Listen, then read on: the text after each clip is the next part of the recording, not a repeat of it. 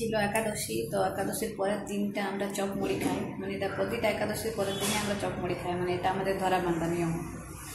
তো এখন চপ আর মুড়ি খাবো আমরা। চপ নিয়ে এসেছে, চপ আর মুড়ি কিনেছি, তাই ভর্তি আছে এখনও। বাটিতে করে আমি নিয়ে নিচ্ছি থালাটাতে, নাহলে পড়ে যাবে পুরো।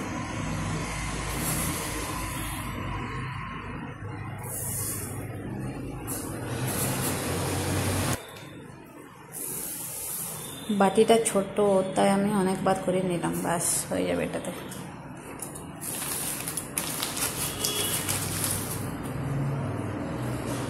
গরম গরম চপ, নাই দেখো, ফ্রিজ থেকে লঙ্কা নিয়ে আসি, দাঁড়াও।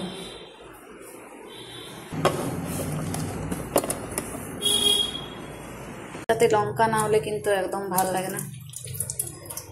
মুড়ি আর এদিকে লঙ্কা, আর একটু দিয়ে দেবো সরষের তেল, তাহলে পুরো জমে যাবে।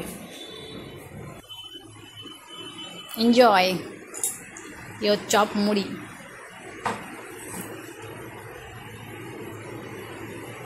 একাদশীর পরের দিন আমরা চপ আর মুড়ি খাবোই খাবো, মানে এটা আমাদের ধরা বাঁধা নিয়ম, তাই না? একদম ঠিক আছে, খাও তুমি।